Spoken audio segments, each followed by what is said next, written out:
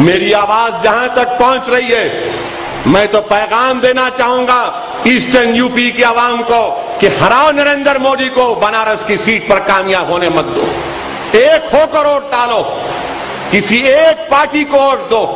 ہراؤ اس ظالم کو جس کے ہاتھ ہمارے خون سے بھرے ہوئے ہیں۔ اگر آج تمہارے دل میں ذکیہ جعفری کی تکلیف زندہ ہے مسلمانوں تو ہراؤ نریندر مودی کو،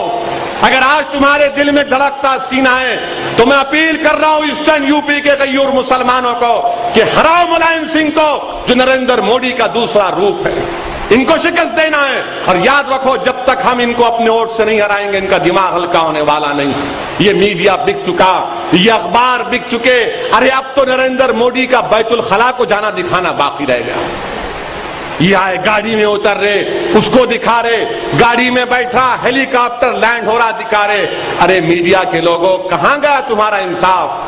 کہاں گیا تمہاری آزادی صحافت کہ تم اپنی آزادی صحافت کو گروی رکھ چکے ہو RSS کے پاس۔ مگر ہم امید کرتے ہیں کہ اللہ سبحانہ و تعالیٰ ضرور ایسے لوگوں کے اقتدار سے نہیں نوازے گا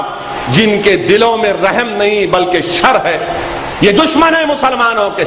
اور ایسٹرن یو پی کے مسلمانوں کو چاہیے کہ انشاءاللہ تعالیٰ وہ بے خوف ہو کر نکلیں، شکست دے بنارس سے، اپنے ایک ووٹ کا استعمال کریں، ایک ہی پارٹی میں اپنے ووٹ کا استعمال کریں۔ وہ صحیح فیصلہ کر سکتے ہیں کہ کون مضبوط ہے کون مضبوط نہیں ہے، مگر اعظم گڑھ سے ملائم سنگھ کو ہرانا ضروری ہے۔ اعظم گڑھ سے مسلمانوں کو مل کر بی جے پی کو اور سماجوادی پارٹی کو شکست دینا ضروری ہے۔ یہ ملائم سنگھ خواب دیکھ رہا ہے، غیر ضروری اپنے آپ کو مولانا ملائم، یہ مولانا نہیں ہے بلکہ RSS کی چڈی پہنا ہوا ملائم سنگھ ہے۔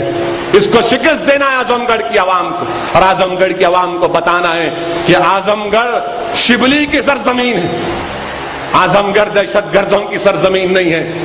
اور شبلی کا اور سرزمین دکن کا گہرا تعلق رہا ہے، علمی ادبی تعلق رہا ہے، اور امید کرتے ہیں کہ اعظم گڑھ کا ایک ایک بچہ نکل کر ووٹ دے گا ملائم سنگھ اور بی جے پی کے خلاف اور شکست دے گا ان لوگوں کو۔ اور مجھے پوری امید ہے کہ انشاءاللہ تعالی بی جے پی حکومت نہیں بنائے گی، انشاءاللہ تعالی مجھے اللہ کی ذات پر پورا بھروسہ ہے کہ انشاءاللہ تعالی وقت کا نمرود وقت کا فرعون اللہ اس کے اقتدار سے نہیں نوازے گا، مگر ہمارا کام یہ کہ ہم ان سے مقابلہ کریں۔ دعاؤں میں یاد کرو، آپ تھوڑی دیر کے لیے سوچو جب تم یہاں سے اپنے گھروں کو جاؤ گے کہ اگر تمہارا گھر اجڑ گیا، تمہارا 11 سال کا بچہ فون کر کے کہہ رہا ہے کہ ابا گھر کو آگ لگ گئی، گولیاں مار دی، اماں مر گئی، سوچو مسلمانوں اپنے دلوں میں تکلیف کو پیدا کرو۔ یہ مت سمجھو کہ آسام میں ہوا، نہیں، دین اس بات کا مطالبہ کر رہا ہے کہ ہم مسلمان ہیں، تو اگر ہم اپنی چیزوں میں ان کی تکلیف کو محسوس نہیں کریں گے تو پھر کیا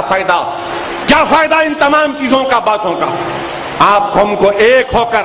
ان ظالموں سے مقابلہ کرنا ہے، اور یقیناً آسام کے مسلمانوں کو انصاف ملے گا۔